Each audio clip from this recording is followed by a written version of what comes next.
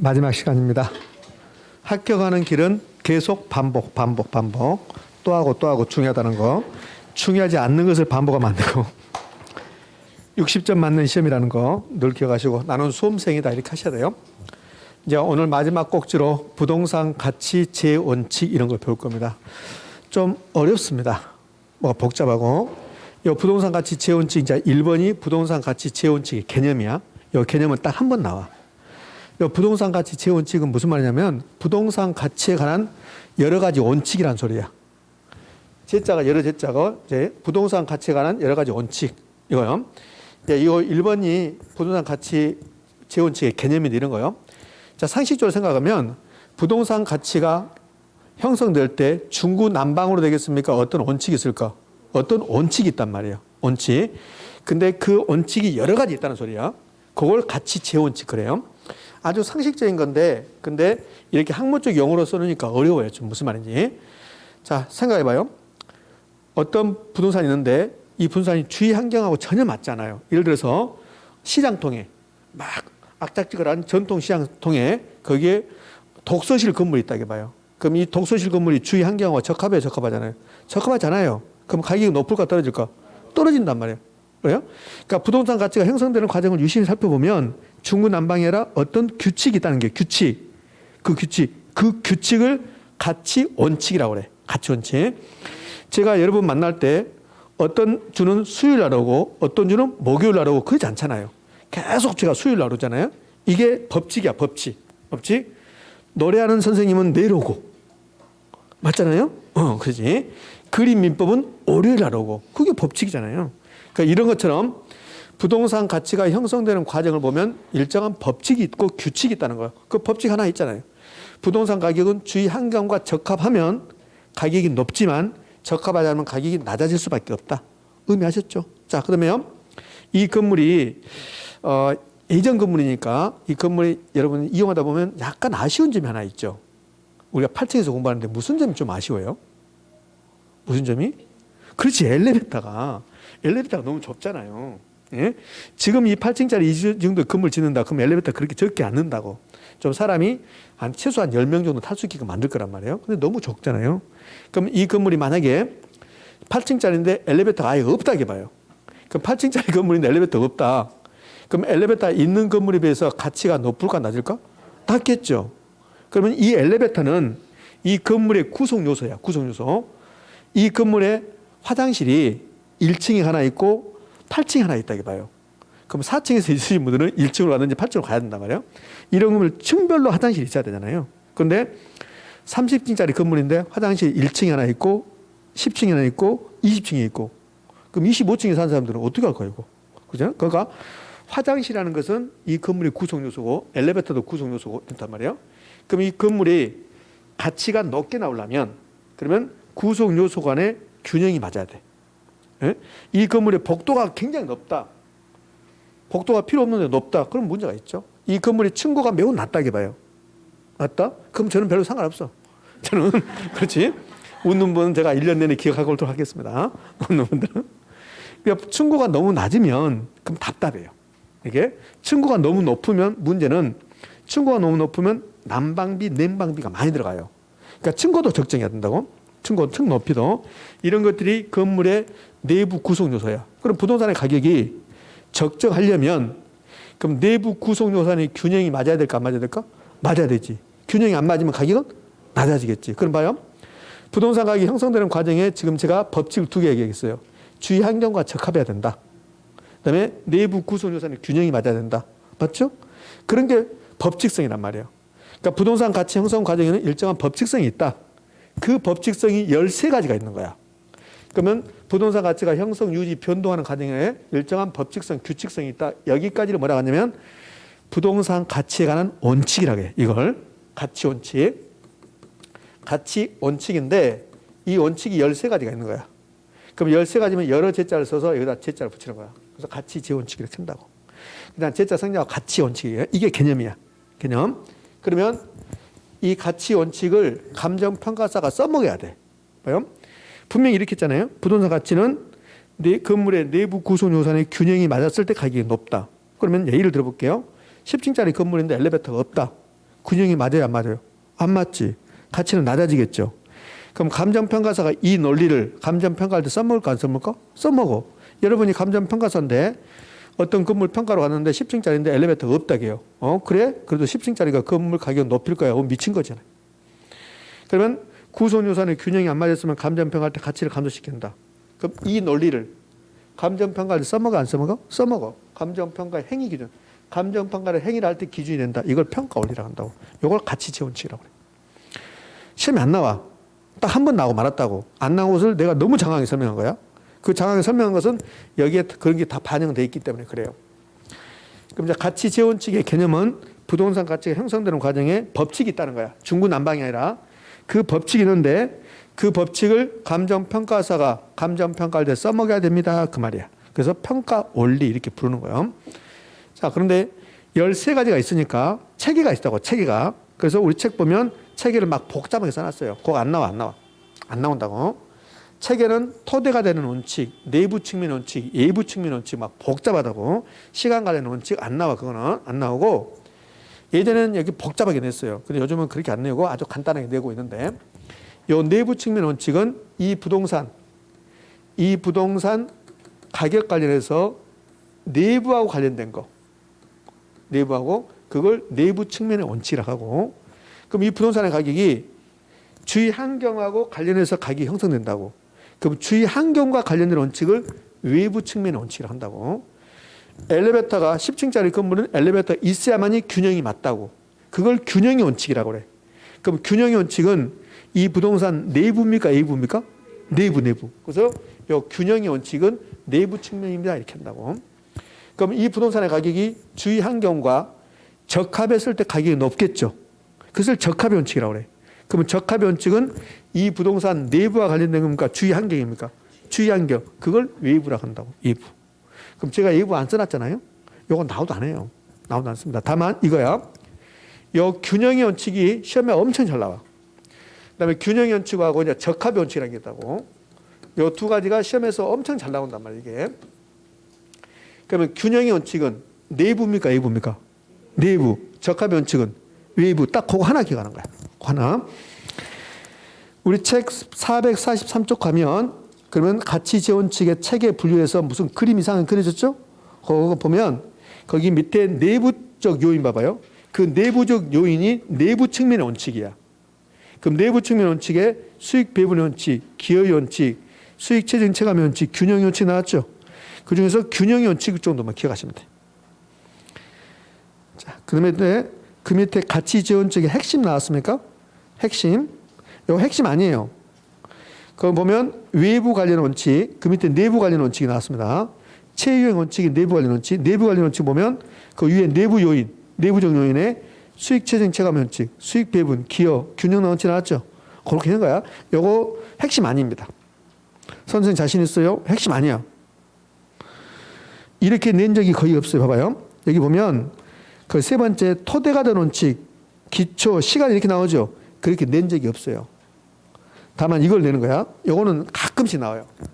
균형이 내부냐 외부냐. 내부. 적합은 외부. 요것만 하는 거야. 요것만. 나머지는 다 필요 없는 거고. 예. 자, 거기 우리 책에 써진 것은 얘들은 요 말은 감정평가사 시험 볼 때 그때 이런 걸 써먹는 거야. 우리 시험은 그렇게 내지 않는다고. 우리 시험은. 자, 그러면 우리는 요 체계에서 내부 측면 원칙에 이제 이렇게 해요. 사실은 옛날에 이렇게 했다고. 기, 수, 균, 수 이렇게 외웠어요. 외웠는데 요즘은 요 균형의 원칙만 내부란 거 하시면 되고 적합의 원칙은 내부입니까? 외부입니까? 외부. 자, 이렇게 됐어요. 책에 됐고 이제 하나씩 공부하는 거야. 근데 요 가치 재원칙이 13가지가 있다고. 13가지가 있는데 이 13가지 중에서 우리 시험에 잘 나온 것은 6가지야. 6가지. 그러면 절반 정도가 잘 나오고 절반 정도는 잘 안 나온다는 소리야. 그러면 여기 보면 중요한 게 변동의 원칙이라는 게 있고 예측의 원칙이 있는 거예요. 자, 지금부터 6가지 조금 해볼 건데 변동의 원칙 중요성이 있습니다.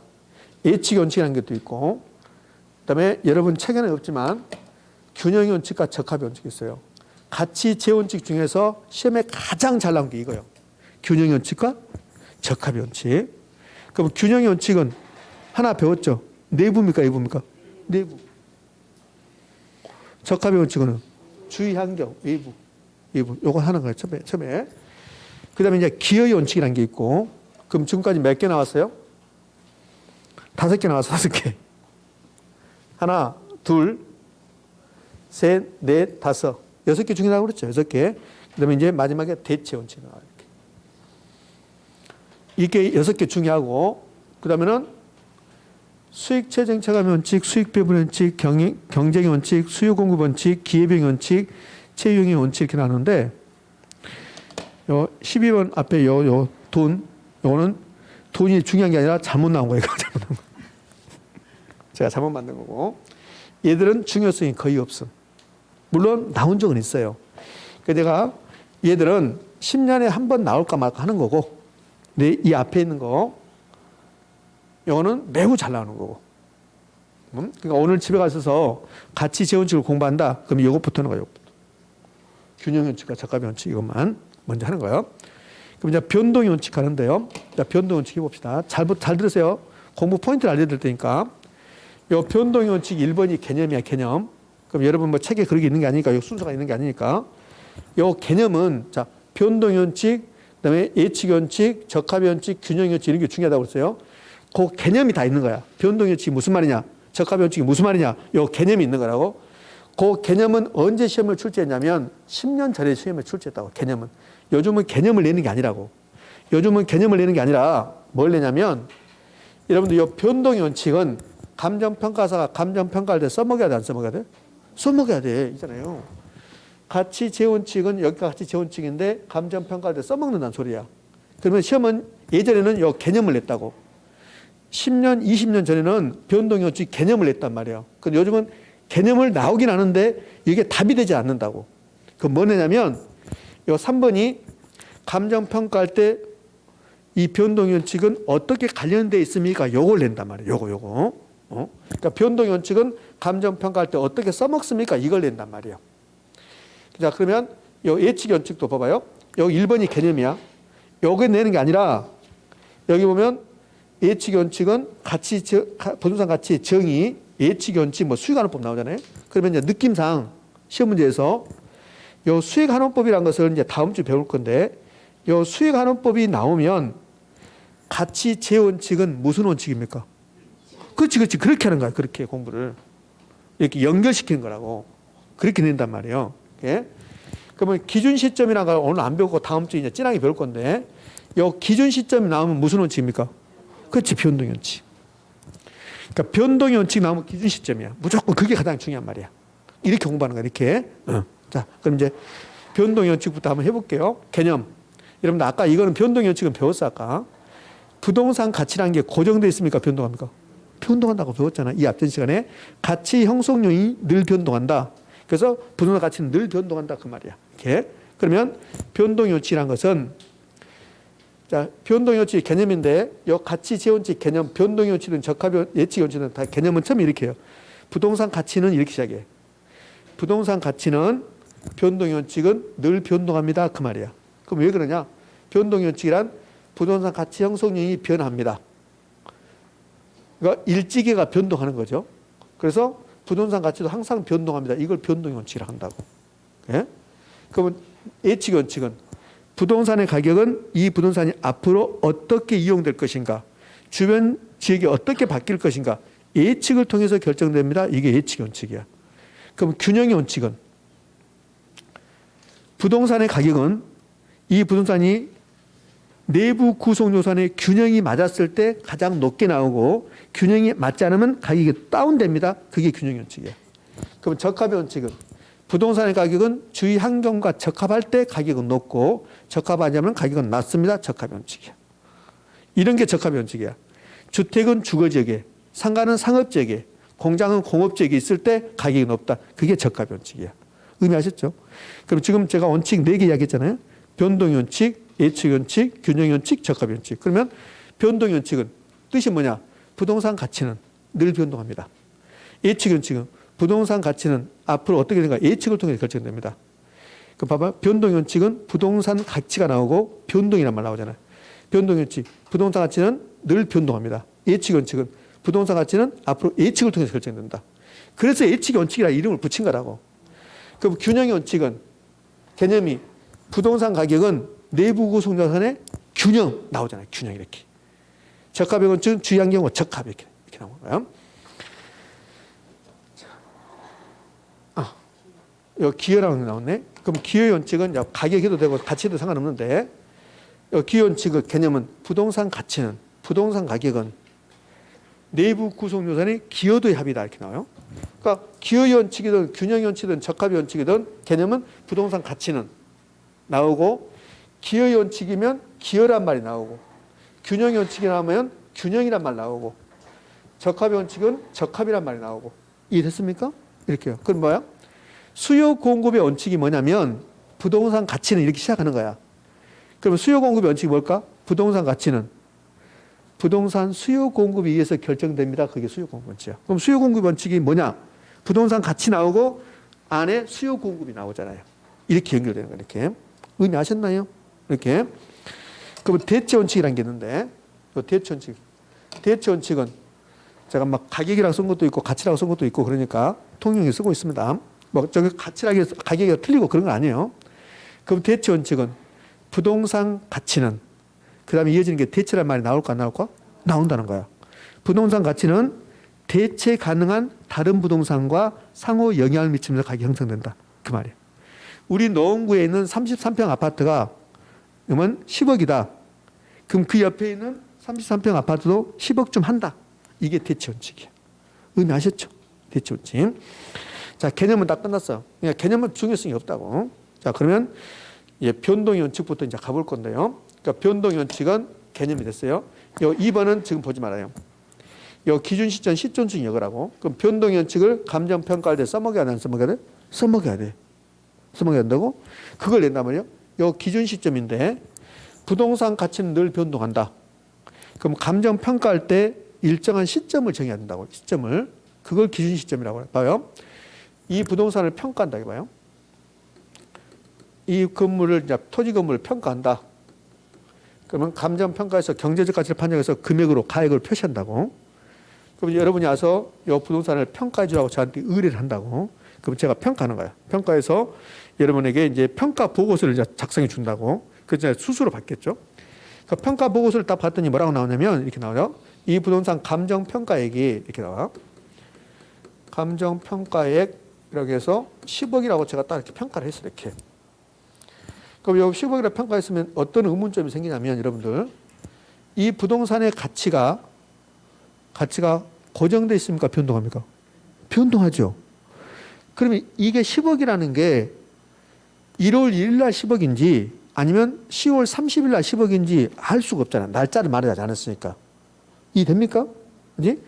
제가 이렇게 그냥 10억이라 해놓은 거야. 그럼 여러분이 내 건물이 10억이구나 이렇게 했는데 어느 날짜에 10억이냐 이 말이지. 분사 가격이 변동하니까.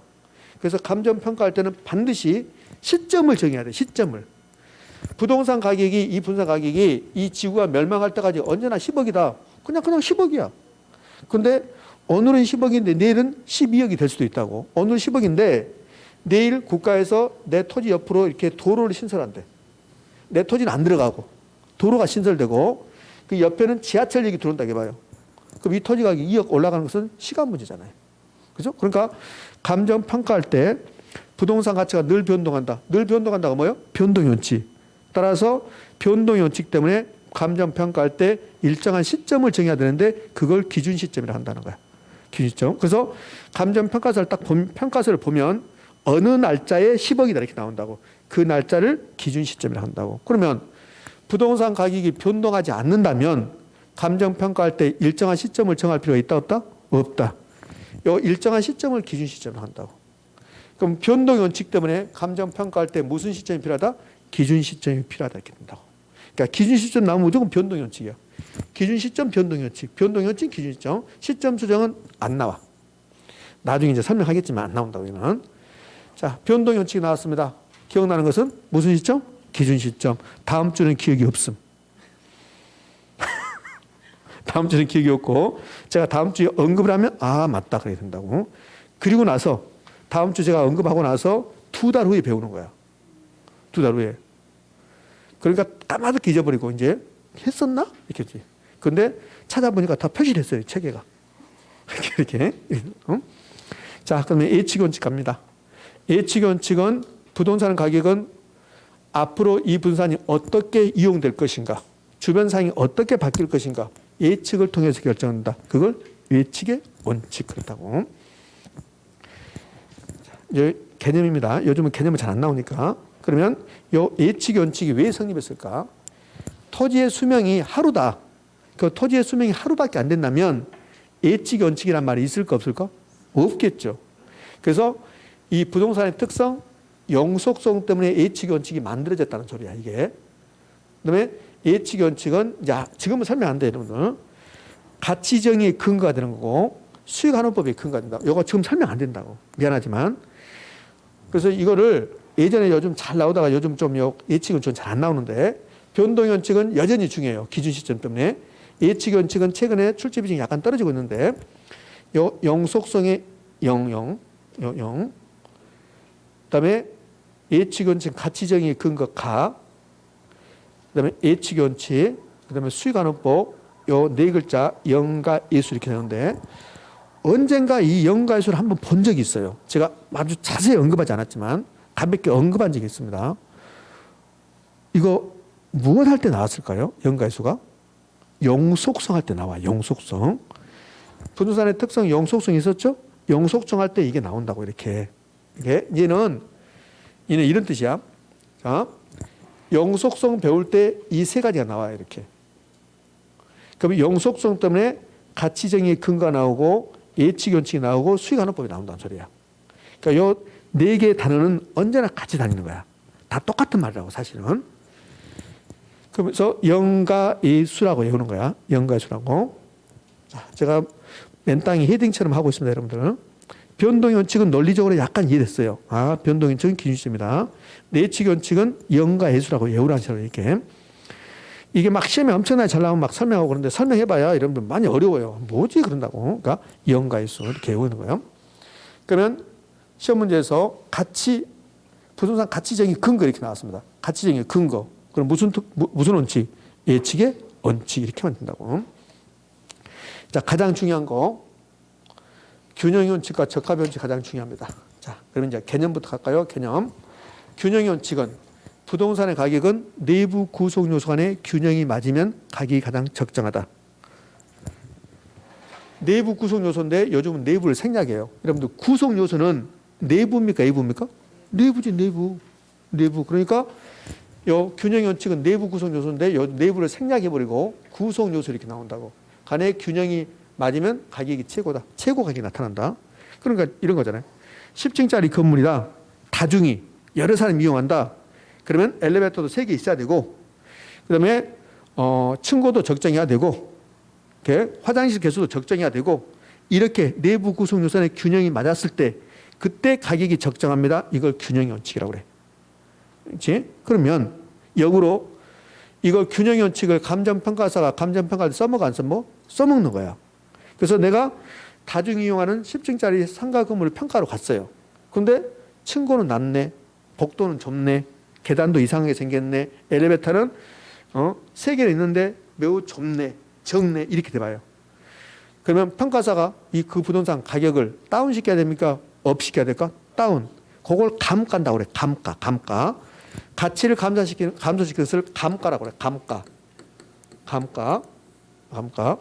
근데 이 감가는 3가지가 있는 거예요. 물리적 감가라는 게 있어요. 물리적 감가. 물리적 감가는 건물이 노후와 마모 파손되면 하는 감가를 물리적 감가. 무엇 할 때 물리적 감가 나왔을까요? 무엇 공부할 때? 네가 이라 물어보지 말고. 영속성. 토지는 영속성 때문에 노후와 마모 파손되지 않습니다. 그래서 토지는 물리적 감가의 대상이 되지 않습니다. 근데 시험은 영속성 때문에 원칙적으로 감가의 대상이 되지 않습니다. 그때 제가 언급했다고. 물리적 감가가 있고, 그 다음에 건물의 엘리베이터가 부족하다, 화장실 개수가 부족하다, 내부 구성과 균형이 안 맞았다. 그럼 상식이라니까요.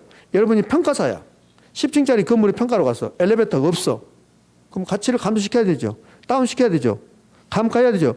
그런 감가를 기능적 감가라고 그래. 기능적 감가. 그러면 이 기능적 감가는 엘리베이터가 있어야 되는데 없다는 소리지. 그럼 내부 구성 요소는 균형이 맞아요, 안 맞아요? 안 맞지.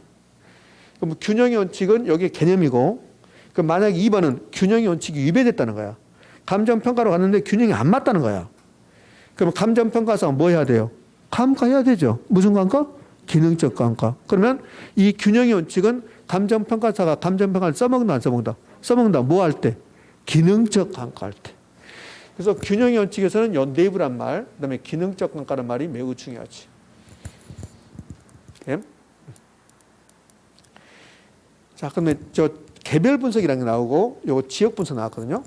개별 분석 무엇 할 때 한번 들어봤을까요? 무엇 할 때? 개별 분석은 개별성 할 때. 개별성. 지역 분석은요. 부동성 할 때. 부동성 지역 나오면 다 부동성이라고 했잖아요. 그래서 제가 이 부동성에서 지역 분석이라는 말 나왔다고 제가 그때 그랬어요. 이 지역 분석은 여기서 설명한 게 아니라 지역이란 말만 알고 있으면 됩니다. 그랬어요. 그다음에 개별성 할 때 개별 들어가면 다 개별성이야. 그래서 개별성 할 때 어떤 토지의 가격, 임대료, 수익이 다 다르다. 개별화된다. 개별 분석했다고. 그러면 개별 분석이 뭐고 지역 분석이 뭐냐? 자, 이 토지를 평가합니다. 이 토지를 평가하는데 이 토지가 뭐 토지 건물이라 하자고요. 이 토지 건물이 우리 노원구에 있습니다. 노원구. 이렇게 노원구 있어요. 그러면 여러분이 이제 평가사라고 하고 상식이니까 한번 생각해 봐요. 여러분이 이 토지 건물을 평가로 가요. 그러면 이 토지 건물만 봐야 되겠습니까? 노원구 일대를 봐야 될까? 노원구 일대를 봐야 돼. 이게 10층짜리 상가 건물인데 노원역 주변에 이 10층짜리 상가 건물이 어느 정도 공급되고 있는가? 노원역 주변에 이 10층짜리 상가 건물하고 이 건물하고 유사한 건물이 계속 공급되고 있다. 그럼 이 건물의 가치는 가격은 높을까 낮아질까? 낮아지겠지. 낮아지겠지. 이해됩니까? 그러니까 어느 부동산을 감정평가사가 평가할 때 그 부동산만 보는 게 아니라 주위 환경을 살펴보는 거야. 그것을 지역 분석이라고 그래. 그럼 지역 분석만 끝내고 감정평가 되는 게 아니죠. 이 부동산 자체를 봐야 돼. 10층짜리네 엘리베이터가 있는가, 상가가 아니, 화장실은 적정한가, 층고는 적정한가, 이거 보는 거야. 그걸 개별 분석이라고 그래. 요 개별 분석을 통해서 이 건물 가서 분석을 통해서 엘리베이터가 적정한지, 내부 구성소 균형이 맞았는지 안 맞는지 따진다고. 그러면 이 균형의 원칙은 1번의 개념이고, 감정평가사가 감정평가할 때 어디다 써먹습니까? 그러면 개별 분석할 때 써먹습니다. 개별 분석했는데 그런데 균형이 안 맞았습니다. 무슨 감가? 기능적 감가입니다. 그 말이야. 그렇죠? 그러면 이 균형의 원칙이 나오면 내부인데 구성 요소라고 나온다는 거. 그다음에 무슨 분석? 개별 분석. 무슨 감가? 기능적 감가. 그거라고 그렇게 내는 거야. 자, 그러면 이제 적합의 원칙은 부동산의 가격은 주위 환경과 적합할 때 높고 적합하지 않으면 낮습니다. 그 말이야. 그게 적합의 원칙이야. 그럼 이 적합의 원칙을 감정평가사가 감정평가를 써먹어야 안 써먹어? 써먹어야 돼. 써먹어야 돼. 그러면 이거 평가로 가서 이 부동산이 주위 환경과 적합한가 적합한가를 따지려면 이 부동산 자체를 봐야 됩니까? 주위 환경을 봐야 돼. 주위 환경. 그게 지역 분석. 그러면 적합의 원칙은 지역 분석할 때 써먹습니다. 그 말이야. 지역 분석했는데 주위 환경과 적합하지 않답니다. 그럼 감가해야 됩니까? 안 해야 됩니까? 해야 돼. 그런 감가를 경제적 감가라고 한다고. 경제적 감가. 그러니까 감가는 물리적 감가라는 게 있고 기능적 감가라는 게 있고 경제적 감가가 있는데 이 경제적 감가는 건물이 부동산이 주위 환경과 적합하지 않았을 때는 감가가 경제적 감가야. 기능적 감가는 내부 구성 요소의 균형이 안 맞았을 때 하는 게 그게 기능적 감가야. 그럼 적합의 원칙은 부동산의 가격은 주위 환경, 외부 환경과 적합할 때 가격이 최고로 되고 적합의 원칙이 위배되면 주위 환경과 적합하지 않으면 감정평가사는 뭐한다? 경제적 감가를 한다는 거고 그다음에 적합의 원칙은 지역 분석할 때 써먹는다 소리야. 됐습니까? 이렇게. 그러면 이제 이 부분을 정리하면 가장 잘 나오는 거니까 균형 나왔습니다. 균형 원칙. 그러면 내부, 구성 요소, 기능적 감가, 개별 분석 이렇게 하면 된다고. 근데 이렇게 하면 되는데 이제 가끔 사례를 주는 거야. 사례를 주면서 자 봐봐요.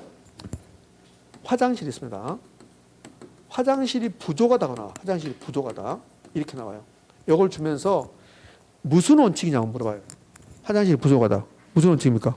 그렇지, 균형이지. 제가 요 화장실이 나오면 무조건 균형의 원칙이라고 여러 번 말했어요. 요거 나오기 전에. 근데 어느 해 실제로 화장실이 나왔어요. 답이 균형의 원칙이었습니다. 내가 시험 보고 오신 분들한테 물어봤어요. 화장실 맞췄어요? 무슨 말이에요? 시험지 화장실 나왔잖아. 균형의 원칙. 내 시험지는 안 나왔는데요. 시험지 봐봐요. 시험지 봐요. 안 나왔다니까요. 시험지 봐 나오잖아. 화장실 나왔잖아요. 화장실 원칙 뭐라 했어요? 편동 원칙. 왜 화장실은? 화장실은 편동하잖아요. 화장실 나오면 무슨 원칙이요? 균형 원칙. 그러면 된다며. 그럼 엘리베이터. 엘베. 그렇지요. 그렇죠. 됐어. 땡큐. 땡큐. 다음 주는 휴강하도록 하겠습니다. 이렇게 잘하는데 무슨 수업을 합니까? 다음 주에. 그렇게 되는 거야. 그렇게 되는 거야. 됐죠? 그렇지? 자, 이제 적합 원칙, 이제 균형 원칙 이렇게 하는 겁니다. 이렇게. 요거 이제 포인트 잡는 거예요. 이렇게. 자, 이런 게 나왔습니다. 적합 원칙 최근에 이렇게 나왔어요. 내가 어떤 상점을 하나 하고 싶다. 내가 만두 가게를 하고 싶다. 이 말이야. 만두 가게 하고 싶은데 넌 여기다 해야 되는지 아니면 중계동 쪽에 해야 되는지 도봉구 쪽에 해야 되는지 이걸 분석하러 다녔다. 그러면 이건 무슨 원칙입니까? 그렇지. 적합 원칙. 그렇게 된단 말이에요. 그렇게. 이해됐죠? 이렇게. 자, 이제 기여의 원칙 갑니다. 기여의 원칙 분사 뜻은 부동산의 가격은 내부 구성 요소 간의 균형 아니 미쳤어. 기여의 원칙은 부동산의 가격은 내부 구성 요소 간의 기여도의 합이다 그런다고. 기여도의 합이다. 기여도의 합이다. 생산비 합이다. 이게 아니고. 자, 봐봐요. 이 건물의 가치는 이 건물 만들 때 시멘트가 얼마 들어갔는가, 철근이 얼마 들어갔는가, 그게 아니라는 소리예요. 그 만약에 요 생산비 합이라는 말은 무슨 말이냐면 이 건물 만들 때 시멘트 만약에 2천만 원, 철근 2억, 그 다음에 창문 툴 얼마 들어갔다. 요거 다 합쳤다. 그래서 10억이 나왔다. 그게 이 분산 가격이 아니라는 소리야. 어떤 건물을 시멘트 엄청나 많이 들어가고 철근 엄청나 많이 들어가고 견고하게 지었어요. 근데 비용이 생산비가 10억 들어갔어요. 근데 10억 되는 게 아니라고. 그렇게 만들어놨는데 주위 환경과 전혀 적합하지 않답니다. 그럼 10억이겠습니까? 10억보다 가격이 떨어지겠습니까? 떨어진다는 소리야. 이해됐죠? 건물 지을 때 엄청나게 견고하게 지어놨어요. 근데 화장실이 부족하는 거야. 엘리베이터도 없는 거야. 내부 균형이 안 맞았죠. 그렇죠? 그럼 가격은 높고 낮을까? 낮을 수밖에 없죠. 그러니까 부동산 가격은 내부 구성 요소 간의 생산비 합이 아니고 그 내부 구성 요소가 어느 정도 기여하고 있는가, 그 건물 전체에 기여도의 합이다 이렇게 한다고. 이 뜻이 약간 어려운데 제가 한번 설명을 한번 해볼게요. 자, 이런 뜻이에요. 이렇게 이제 건물이 있는데요. 이렇게 건물이 있는데 얘가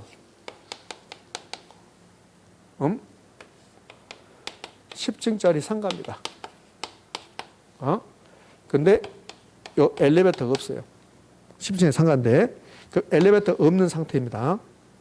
그럼 엘리베이터가 없어서 어떤 일이 발생하고 있냐면 얘가 가격이요. 이제 여기 보여. 자, 그럼 1층부터 해서 6층까지는 임대돼요. 임대. 근데 7부터 해서 10까지는 임대가 안 됩니다. 이렇게. 그럼 이 건물 주인은 이제 생각해 보는 거야. 엘리베이터만 있다면 이게 전부 다 임대될 것 같아. 그럼 엘리베이터가 없는 상태에서 이 부동산의 가격을 봤더니 10억이랍니다. 10억 이렇게. 자, 그러면 이제 이 엘리베이터를 한번 설치를 해보자. 어떤 일이 발생하는가? 그럼 이 엘리베이터는 내부 구성 요소입니까? 아닙니까? 내부 구성 요소죠. 그럼 이걸 엘리베이터를 설치합니다. 엘리베이터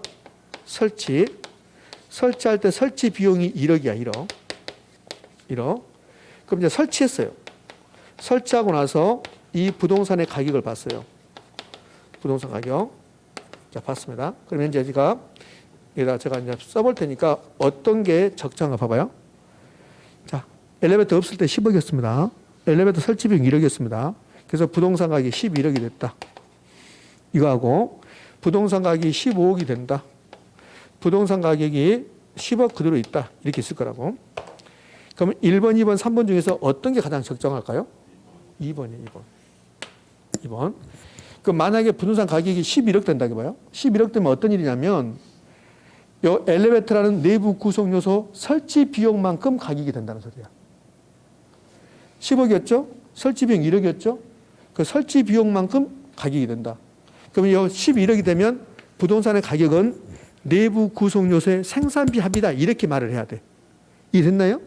근데 1억 주고 설치했더니 여기 전부 다 임대되고 건물의 가치가 높아져서 15억이 된다는 거야. 15억이.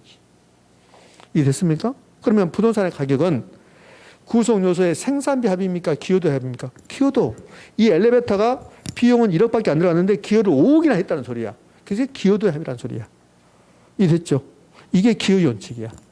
그럼 기여의 원칙은 상대적으로 균형과 적합의 원칙에 비해서 실제 비용은 떨어져요. 떨어지는데 요거. 부동산의 가격은 생산비 합이다. 기여도 합이다. 기여도의 합이다. 기여도 합이다. 자, 만약에 이럴 수 있다. 이렇게 해봐요. 설치 비용이 1억인데 이 엘리베이터가 이 건물의 가치에 전혀 기여를 못해요. 그러면 가격은 10억 그대로 될 수도 있다는 거야. 의미하셨죠? 그러니까 꼭 설치 비용, 생산 비용만큼 가격이 되지는 않는다.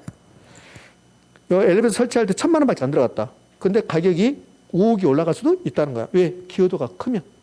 됐나요? 반대로 엘리베이터 설치할 때 1억 들어갔는데 기여도가 전혀 없다면 그러면 1,000만 원밖에 안 올라갈 수도 있다는 거죠. 이렇게.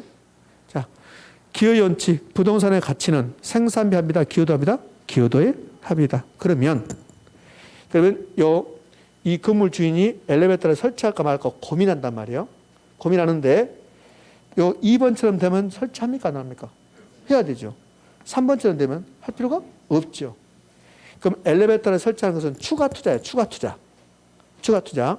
그럼 2번처럼 되면 추가 투자가 적정한 거죠. 3번처럼 되면 적정하지 않죠. 그게 이 말이에요. 추가 투자의 적정성을 판단해 볼 때 써먹는 게 기여의 원칙이에요. 그럼 기여의 원칙이 나오면 부동산의 가격은 생산비 합이다. 기여도 합이다. 기여도의 합이다. 그거 하나 하고 추가 투자의 적정성 따질 때 요거 이렇게. 자, 이제 오늘 마지막으로 갑니다. 마지막은 이제 대체 원칙을 할 겁니다. 대체 원칙. 이 대체 원칙은 우리가 이미 다 배웠어요. 다 배웠는데 그게 대체 원칙이라는 것을 모르고 배웠습니다. 이 대체 원칙 보지 말고 우리 이제 수요 공급에서 배웠던 걸 좀 볼 건데요. 부동산 수요 공급에서 이런 거 배웠죠? 대체재 가격 나와. 대체재 가격. 그럼 대체 가격이 올라가면 그러면 아파트하고 대체 가격은 제가 가격이 올라갔습니다. 그럼 아파트 가격은 어떻게 돼요? 아파트 가격은 올라가지. 연립주택 가격이 올라갔어요. 연립주택이 비싸죠. 아파트 많이 사죠. 아파트 수요 증가하죠. 아파트 가격이 올라간다고. 요걸 대체 원칙이라고 한다고. 그럼 여기 아파트 가격이 있고 이게 연립주택이 아니라 대체재가 연립주택. 그러면 연립주택 가격이 올라가면 아파트 가격도 뭐한다? 올라간다. 그러면 연립주택 아파트가 대체지죠. 그 부동산의 가격은 이 아파트 가격은 연립주택하고 다세대주택하고 전혀 상관없이 형성된 게 아니라 어떤 부동산 가격은 그 부동산과 대체 경쟁 관계에 있는 비슷한 부동산끼리 있으리야.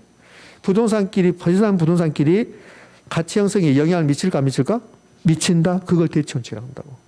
대체 원칙은 부동산의 가격은 대체 가능한 다른 부동산과 다른 재화 가격과 상호 영향을 미치면 형성된다. 이걸 대체 원칙이라고 한다고. 그러면 아파트 가격이 호빵 가격에 영향을 미칠까요? 안 미치지. 아파트 호빵은 대체재가 아니니까. 이해됐습니까? 그 말이야, 그 말.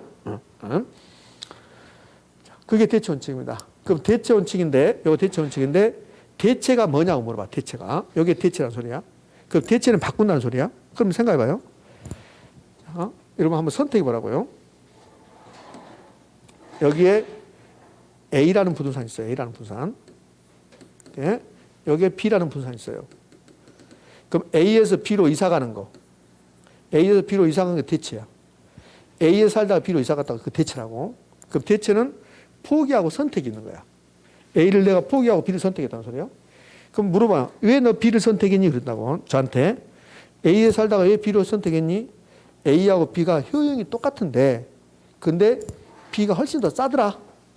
그럼 효용이 똑같으면 비싼 거 선택한다. 싼 거 선택한다. 싼 거. 효용이 똑같으면 가격이 싼 거. 자, 반대로 가격이 똑같으면 효용이 높은 거 낮은 거? 높은 거. 가격이 똑같으면 효용이 큰 거. 요걸 대체를 한다고, 대체. 여기 이제 3번에 있는 것은 지금 안 돼. 3번에 있는 건 안 되는데, 요 논리를 설명하려면 1시간 걸려. 요건 안 된다고. 그러니까 대체 원칙은 거래사례 비교법 근거인데, 요건 안 된단 말이에요, 이게. 자, 제가 생각했던 것보다 조금 늦어졌는데요. 자, 그러면 마지막에 했던 거 가치지혜 원칙 이제 정리하고 이제 마무리 할 건데, 가치지혜 원칙으로 왔습니다. 그러면 가치지혜 원칙에서 변동의 원칙이 나왔습니다. 무슨 시점? 기준 시점. 예측 원칙이 나오면 영가이수 이렇게. 자, 가장 중요한 거 균형 나왔습니다. 균형 원칙. 그럼 균형 원칙 하면 가기 전에 균형 원칙 내부 외부 내부 기능적 감가 경제적 감가 기능적 감가 개별 분석 지역 분석 개별 분석 적합 원칙 외부 내부 외부 무슨 감가 경제적 무슨 분석 지역 분석 됐습니까? 화장실 엘리베이터 층고 복도 무슨 원칙 무슨 원칙 균형의 원칙. 예? 내가 끝났으면 하는 게 끝나. 빨리 끝내려고 하지 말고 막 정신이 없네 지금. 무슨 원칙이야 물어보니까 내부라고 하면 어떡해. 아니 엘리베이터가 내부란 것을 누가 몰라 다 알지. 자, 기여의 원칙. 부동산의 가격은 생산비 합이다 기여도 합이다. 기여도의 합이다. 추가 투자의 적정성. 엘리베이터를 설치할까 말까.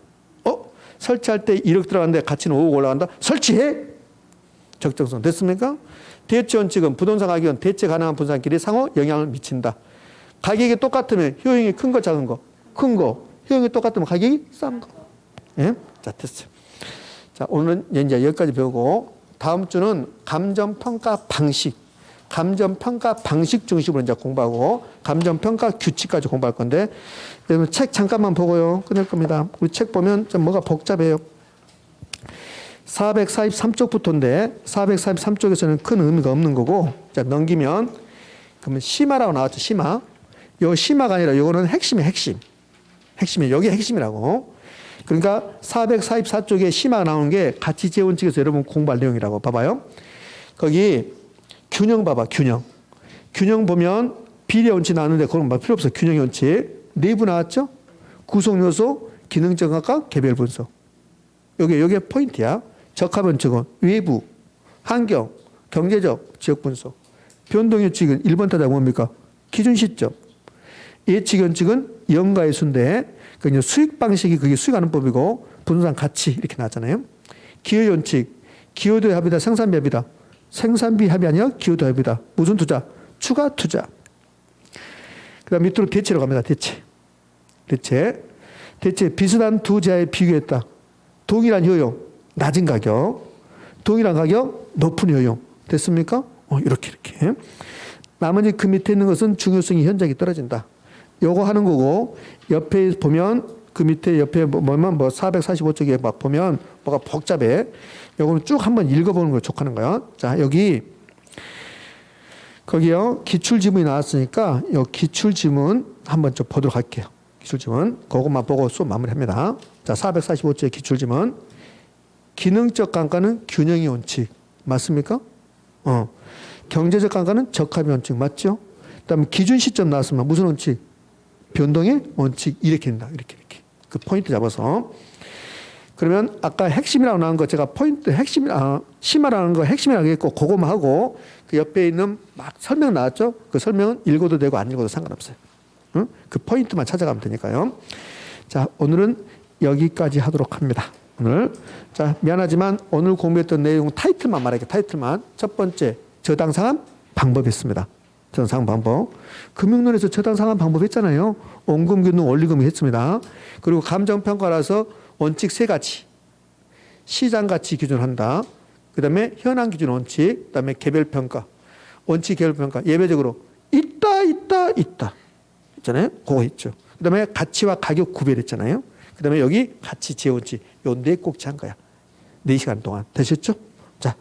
자, 마지막 주 감정평가 이제 마무리 할 테니까 마지막 주 빠지지 말고 오시기 바랍니다. 고생하시고 다음 주에 뵙니다. 자, 수고하셨습니다. 네.